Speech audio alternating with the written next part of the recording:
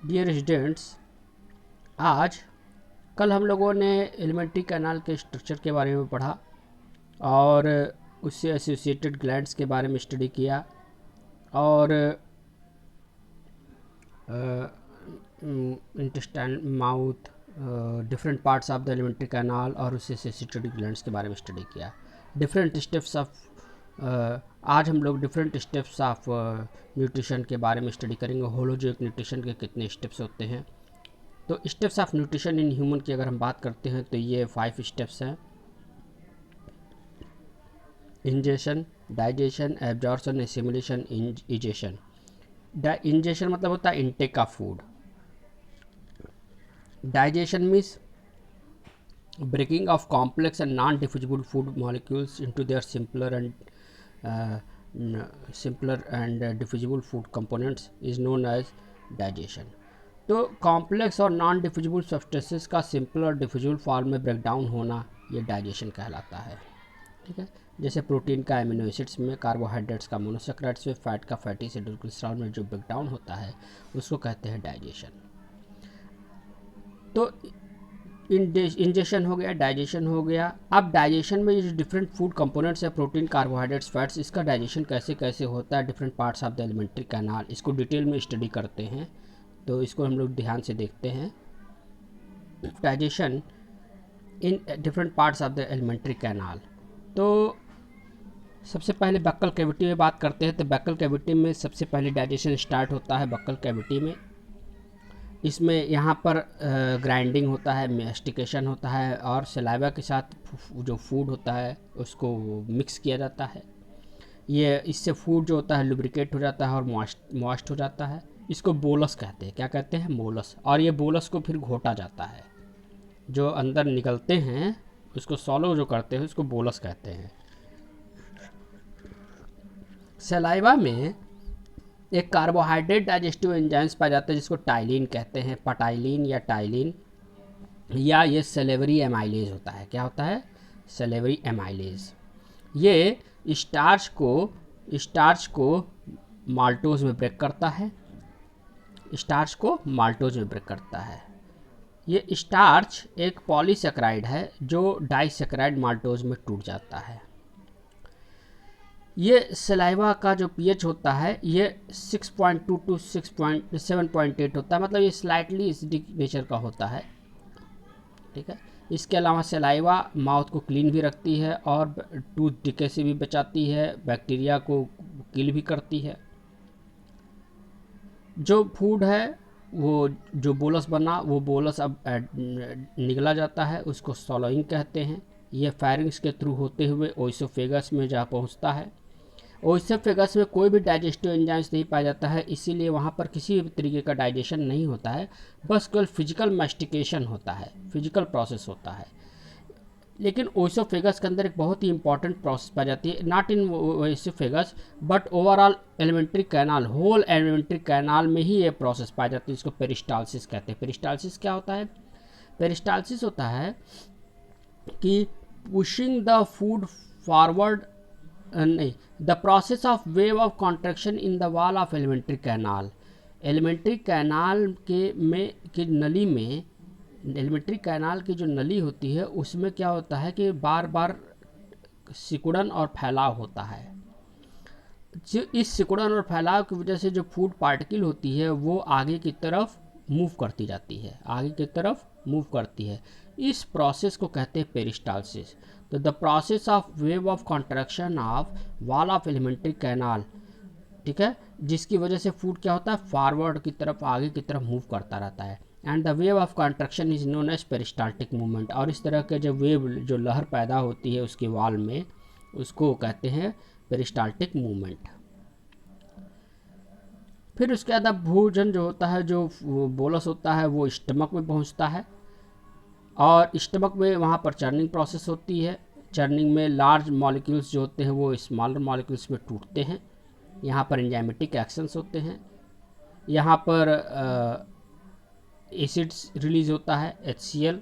ये HCl भोजन को सड़ने से बचाता है और avoid from the rotting of the food, सड़ने से बचाता है। फिर उसके बाद माइक्रो ऑर्गेनिजम्स को किल करता है। और फिर उसके बाद डिफरेंट एंजाइम्स की एक्टिविटी को भी मेंटेन करता है, एंजाइमेटिक एक्टिविटी बढ़ाता है। ठीक है, तो ये इसके फंक्शन हो गए HCl के। इसके अलावा इसमें से जो बहुत सारे प्रोटीन्स, यहाँ पर प्रोटीन का डाइजेशन होता है, स्टमक में प्रोटीन का डाइजेशन होता है। जैसे दूध में जो प्रोटीन पाए जाते हैं उसको कहते हैं केसिन। क्या कहते हैं? केसिन या मिल्क प्रोटीन। ये केसिन जो होती है ये कैल्शियम आयन के प्रेजेंस में कैल्शियम पैराकेसिनेट बना लेती है और रेनिन एंजाइम के प्रेजेंस में पेप्टोन्स में टूट जाती है। ठीक है, पेप्टोन्स में टूट जाती है। अच्छा, और भी जो भोजन में प्रोटीन्स पाए जाते हैं वो पेप्सिन एंजाइम के प्रेजेंस में पेप्टोन्स में टूट जाती है। फैट जो होता है वो गैस्ट्रिक लाइपेज के प्रेजेंस में बहुत ही स्मॉल अमाउंट में यहाँ पर डाइजेशन होता है। स्मॉल अमाउंट में फैट का स्मॉल अमाउंट में ही डाइजेशन होता है। स्मॉल अमाउंट में ही डाइजेशन होता है। तो फैट जो होता है ये फैटी एसिड और ग्लिसरॉल में टूट जाता है। ठीक है, नेक्स्ट आता है, यहाँ पर किसी भी तरीके का कार्बोहाइड्रेट का डाइजेशन नहीं होता है क्योंकि इसके गैस्ट्रिक जूस में कोई भी कार्बोहाइड्रेट डाइजेस्टिव एंजाइम्स नहीं पाए जाते हैं।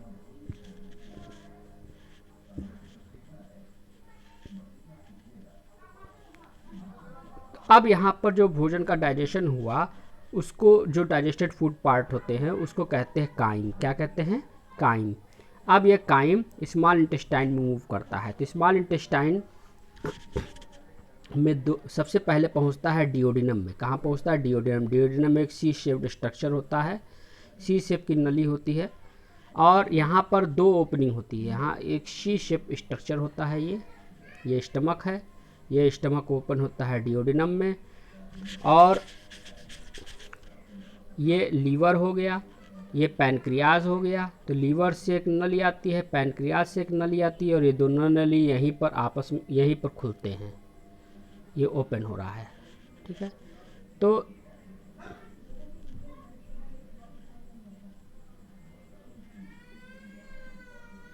देखो ये यहाँ पर ये दोनों अपने सिक्रेशंस यहाँ पर निकाल दे रहे हैं। ये इधर का सिक्रेशन आया, ये इधर का सिक्रेशन आया, दोनों एक साथ अपने सिक्रेशंस यहाँ पर रिलीज कर देते हैं। तो यहाँ पर डाइजेशन होता है। तो बाइल जो होता है इसे बाइल एल्कलाइन मीडियम प्रोवाइड करता है। क्या करता है? एल्कलाइन मीडियम प्रोवाइड करता है। तो इसका फंक्शन क्या हो जाता है? तो ये एसिड की HCl की जो एसिडिटी होती है उसको रिमूव कर देता है। ये मीडियम भोजन का माध्यम अब कैसा बना देता है? बेसिक बना देता है, बेसिक हो जाता है, बेसिक नेचर का हो जाता है। ये माइक्रो ऑर्गेनिजम्स जो एसिड की वजह से एसिड में बच जाते हैं वो यहाँ पर किल हो जाते हैं। भोजन को सड़ने से बचाता है और बहुत सारे एंजाइम्स जो बेसिक मीडियम में एक्टिव हो जाते हैं वो उनको सूटेबल मीडियम प्रोवाइड करता है to enzymatic activity. Enzymatic activity को ये प्रोवाइड कराता है। तो ये इसका फंक्शन हो गया बाइल का। बाइल में दो तरीके के जूस आते हैं, एक पैनक्रियाज से आता है और एक लीवर से आता है। और स्मॉल इंटेस्टाइन भी एक अपना इंटेस्टाइनल जूस से रिलीज़ करती है। तो दो चीज़ें हो गई। एक हो गया बाइल, तो बाइल का हम लोग फंक्शन पढ़ चुके हैं। एक हो गया पैनक्रियाटिक जूस, पैनक्रियाटिक जूस का भी हम लोग पढ़ रहे हैं, जा रहे पढ़ने। और तीसरा आता है इंटेस्टाइन की वाल से भी एंजाइमेटिक जूस निकलता है जिसको सक्कस इंटेरिकस कहते हैं, उसको भी हम लोग आगे डिस्कस करेंगे। तो देखिए डाइजेशन ऑफ प्रोटीन का डाइजेशन कैसे होता है? ये पेप्टोन्स जो होते हैं, ये पेप्टोन्स पेप्टाइड्स में ब्रेक होते हैं ट्रिप्सिन और काइमोट्रिप्सिन एंजाइम्स के प्रेजेंस में। कार्बोहाइड्रेट में जैसे स्टार्च है, स्टार्च एक पॉलीसेकेराइड्स है जो माल्टोज में ब्रेक होता है। ये पैनक्रियाटिक एमाइलेज के प्रेजेंस में। देखो तो एमाइलेज यहाँ पर भी है। एमाइलेज ऊपर जो लार में था उसमें भी एमाइलेज था, लेकिन वो था सेलेवरी एमाइलेज था। वो कौन सा था? सेलेवरी, सेलाइवा में पाए जाने वाला एमाइलेज। दोनों एंजाइम सेम है लेकिन पोजीशन, जगह के स्थान, प्लेस की वजह से उसका नाम बदल। चूंकि वो सेलाइवा में पाया जाता है इसीलिए इसको सेलेवरी एमाइलेज कहेंगे। ये पैनक्रियाज से निकल रहा है इसीलिए इसको पैनक्रियाटिक एमाइलेज कहेंगे। दोनों का फंक्शन सेम है, ये स्टार्च को माल्टोज में कन्वर्ट कर रहा है, तो इसीलिए कंफ्यूज होने की ज़रूरत नहीं है। फैट की बात करते हैं तो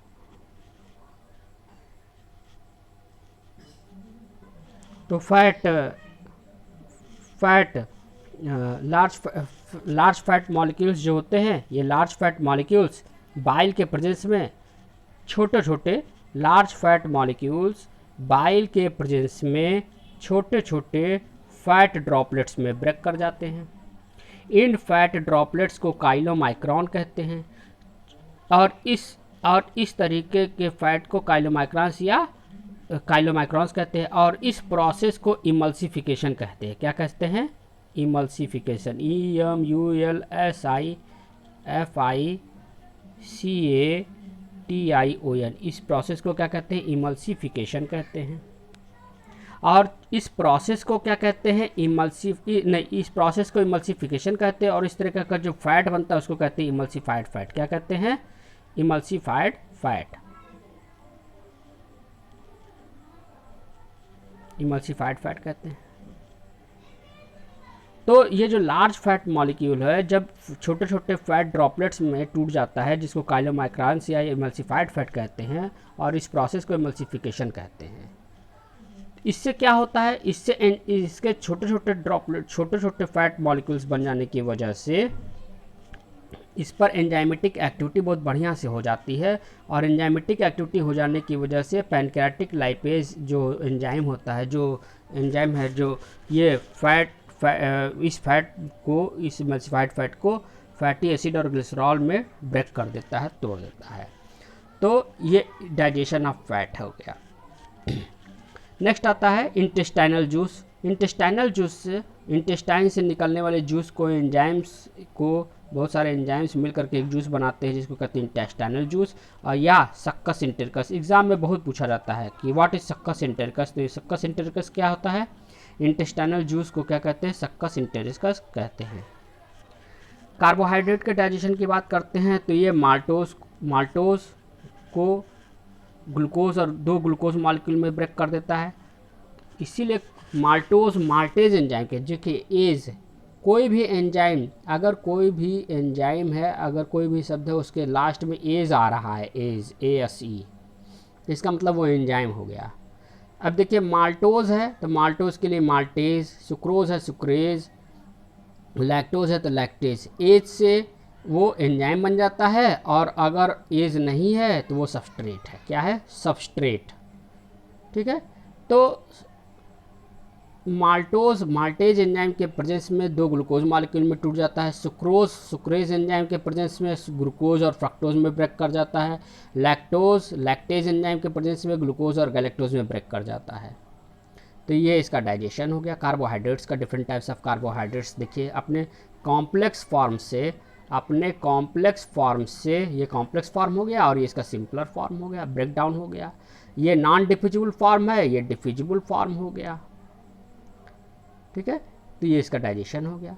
अब प्रोटीन का आता है तो पेप्टाइड्स जो होते हैं, ये पेप्टाइड्स एमिनो एसिड से ब्रेक कर जाते हैं। अब हम लोग पिछले लेक्चर में डिस्कस किए हैं कि प्रोटीन पेप्टोन्स में, पेप्टोन्स पेप्टाइड्स में और पेप्टाइड्स एमिनो एसिड में ब्रेक करते हैं। देखिए सबसे सिंपलर कंपोनेंट ये हो गया। ये नॉन डिफ्यूजिबल कंपोनेंट्स है और कॉम्प्लेक्स है और ये क्या हो गया? सिंपल और डिफ्यूजिबल कंपोनेंट्स हो गया। अब ये सेल में, बॉडी में जल्दी से एब्जॉर्ब हो जाएगा। फैट की बात करते हैं तो फैट, मोनोग्लिसराइड्स जो फैट होते हैं वो फैटी एसिड और ग्लिसरॉल में ब्रेक कर जा रहे हैं। ठीक है। किसके प्रेजेंस में? इंटेस्टाइनल लाइपेज एंजाइम के प्रेजेंस में। ये इंटेस्टाइनल लाइपेज एंजाइम के प्रेजेंस में ये किसे ब्रेक कर जा रहे हैं? फैटी एसिड और ग्लिसरॉल में ब्रेक कर जा रहे हैं। मोनोग्लिसराइड्स इंटेस्टाइनल लाइपेज एंजाइम के प्रेजेंस में फैटी एसिड और ग्लिसरॉल में ब्रेक कर जाता है। काइम, अब यहाँ पर जो भी चीज़, जो जितने भी जो काइम था वो फुल्ली तरीके से डाइजेस्ट हो गया और अब बन गया काइल। क्या बन गया? काइल। तो स्मॉल इंटेस्टाइन में अब फूड का डाइजेशन कम्प्लीटली हो गया है। ठीक है। अब ये काइल आगे की तरफ मूव करेगा और लार्ज इंटेस्टाइन में, अच्छा आगे की तरफ इलियम में मूव करेगा और वहाँ पर एब्जॉर्शन होगा। एब्जॉर्शन प्रोसेस क्या होता है? Diffusion of digested food material through the inner lining of alimentary canal into the blood and lymph. Blood और लिम्फ में डिफ्यूज होना डाइजेस्टेड फूड मटेरियल का क्या कहलाता है? एब्जॉर्प्शन कहलाता है। फिर से समझिए, ब्लड और लिम्फ में डाइजेस्टेड फूड मटेरियल का डिफ्यूजन क्या कहलाता है? एब्जॉर्प्शन कहलाता है। ये कहाँ होता है? एलिमेंट्री कैनाल के इनर सरफेस पर होता है। एलिमेंट्री कैनाल के इनर सरफेस पर बहुत सारे ऐसे छोटे छोटे फिंगर लाइक प्रोजेक्शंस निकले रहते हैं जो इसके सरफेस एरिया को बढ़ा देते हैं और इसको कहते हैं विलाई। क्या कहते हैं? विलाई। ये रहा विलाई, ठीक है। ये विलाई, इस विलाई में अगर हम ये एलिमेंट्री कैनाल की इनर सरफेस से ये इसका विलाई है, तो अगर हम ध्यान से देखें तो ये देखिए, ये हो गया आर्टरी, सपोज ये आर्टरी हो गया, ये वेन हो गया, ठीक है, और ये हो गया लिम्फ वेसल्स, ठीक है। तो ये इसका इनर सरफेस है, ठीक है, ये इनर सरफेस हो गया। एलिमेंट्री कैनाल है, ये एलिमेंट्री कैनाल हो गया, ये पूरा का पूरा इतना एलिमेंट्री कैनाल हो गया, और ये इसकी इनर लाइनिंग हो गई, ये इसका इनर लाइनिंग हो गया, ठीक है, ये इसका इनर लाइनिंग हो गया। इसको कहते हैं विलाई। क्या कहते हैं? विलाई, ठीक है, ये इसका विलाई हो गया, ठीक है। तो विलाई में ब्लड कैपिलरीज और लैक्टेल्स पाई जाती है, लिम्फ वेसल्स पाई जाती है, लैक्टेल्स पाई जाती है, ठीक है। लिम्फ वेसल्स में ही बाकी प्रोटीन और कार्बोहाइड्रेट, प्रोटीन और कार्बोहाइड्रेट, प्रोटीन और कार्बोहाइड्रेट तो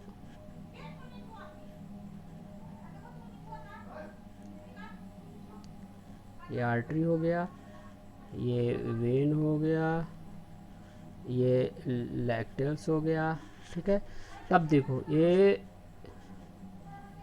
प्रोटीन जो है, ये प्रोटीन और कार्बोहाइड्रेट, ये प्रोटीन और कार्बोहाइड्रेट ये दोनों जो है ये ब्लड में चला जाता है, लेकिन फैट ब्लड में नहीं जा पाता है। फैट कहाँ जाता है? तो फैट जाता है, फैट इसमें जाता है, इसमें, इस लैक्टेल्स में। किस में जाता है? इस लैक्टेल्स में जाता है, ठीक है। तो इस लैक्टेल से फैट जाता है, तो फैट कहाँ एब्जॉर्ब होता है? लैक्टेल्स में एब्जॉर्ब होता है। अच्छा, अब जब ये एब्जॉर्ब हो गया, तब ये डाइजेस्टेड फूड मटेरियल अब क्या होगा? डिफरेंट बॉडी पार्ट्स में पहुंचेगा। अब जो डिफरेंट बॉडी पार्ट्स में जब ये पहुंचेगा तो उसको बॉडी सेल्स यूटिलाइज करेंगे, किसके लिए? या तो बॉडी प्रोटोप्लाज्म बनाएंगी या फिर वो एनर्जी बनाएगी। तो इस प्रोसेस को कहते हैं एसिमिलेशन। तो क्या होता है ये एसिमिलेशन? तो conversion of digested food material into living cell of protoplasm is called assimilation, ठीक है।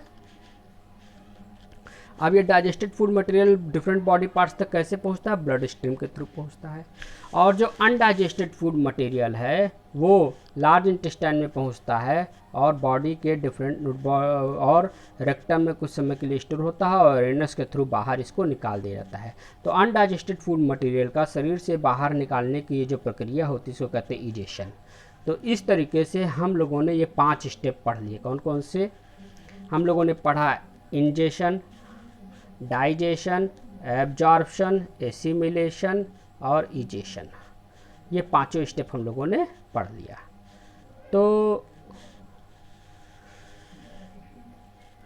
दिया जा रहा है summary of digestion of food in various parts of the alimentary canal of man. Human में जो डिफरेंट पार्ट्स, बॉडी पार्ट्स में कैसे कैसे किन पार्ट्स का डाइजेशन होता है उसको एक समरी है। जैसे बक्कल कैविटी में सेलेवरी ग्लैंड पाया जाता है जो सेलेवरी एमाइलेज या टाइलिन का सिक्रेट करता है, और ये माल्टेज एंजाइम रिलीज करता है जो माल्टोज को ग्लूकोज में कन्वर्ट कर देता है। ओइसोफेगस में कोई भी डाइजेस्टिव एंजाइम्स नहीं पाया जाता है। स्मॉल स्टमक में गैस्ट्रिक जूस, HCl और गैस्ट्रिक ग्लैंड्स पाई जाती हैं। ये गैस्ट्रिक ग्लैंड से सिक्रेट होती हैं जो पेप्सिन, ये पेप्सिन प्रोटीन्स को प्रोटियोसिस और पेप्टोन से ब्रेक कर देती है। रेनिन पाया जाता है जो मिल्क प्रोटीन को किस में या केसिन को कैल्शियम पैराकेसिनेट में ब्रेक कर देती है। स्मॉल इंटेस्टाइन के डिओडिनम में बाइल पाया जाता है जो फैट को इमल्सिफाइड फैट में ब्रेक कर देता है। पैनक्रियाटिक जूस में एमाइलोप्सिन पाया जाता है, ट्रिप्सिन पाया जाता है, स्टेप्सिन पाया जाता है या लाइपेज एंजाइम पाया जाता है। ये एमाइलोप्सिन स्टार्च को माल्टोज में, ट्रिप्सिन प्रोटीन्स को प्रोटियोज पेप्टोन्स में, और स्टेप्सिन या लाइपेज एंजाइम्स इमल्सिफाइड फैट को फैटी एसिड और ग्लिसरॉल में ब्रेक डाउन कर देती है। इलियम में इंटेस्टाइनल जूस पाया जाता है जो ट्रिप्सिन क्या करता है, ये प्रोटीन्स और पेप्टाइड्स को एमिनो एसिड्स में, माल्टोज को ग्लूकोज में, और सुक्रोज को ग्लूकोज और फ्रक्टोज में ब्रेक कर देता है। लैक्टेज एंजाइम लैक्टोज को मिल्क शुगर कहते हैं। क्या कहते हैं? Milk sugar. और मिल्क प्रोटीन किसे कहते हैं? मिल्क प्रोटीन कहते हैं केसिन को। तो मिल्क शुगर, दूध में पाए जाने वाले शुगर को लैक्टोज कहते हैं, और दूध में पाए जाने वाले प्रोटीन को केसिन कहते हैं। तो लैक्टेज एंजाइम लैक्टोज को या मिल्क शुगर को ग्लूकोज और गैलेक्टोज में तोड़ देता है। इंटेस्टाइनल लाइपेज फैट्स को फैटी एसिड और ग्लिसरॉल में ब्रेक कर देता है। तो ये एक समरी है। कोलन में और रेक्टम में किसी भी तरीके का डाइजेस्टिव एंजाइम नहीं पाया जाता। यहाँ पर बस केवल एब्जॉर्प्शन ऑफ वाटर होता है, और यहाँ रेक्टम में अनडाइजेस्टेड फूड मटेरियल स्टोर होता है और इसको फेसिस के थ्रू बाहर निकाल दिया जाता है, जिसको इजेशन प्रोसेस कहते हैं। तो ये एक समरी रहा पूरे डाइजेस्टिव प्रोसेस का, ठीक है। तो पूरे न्यूट्रिशन इन डिफरेंट पार्ट्स कैसे होता है उसको एक समरी रहा, इसको बताया गया डिटेल में। Thank you.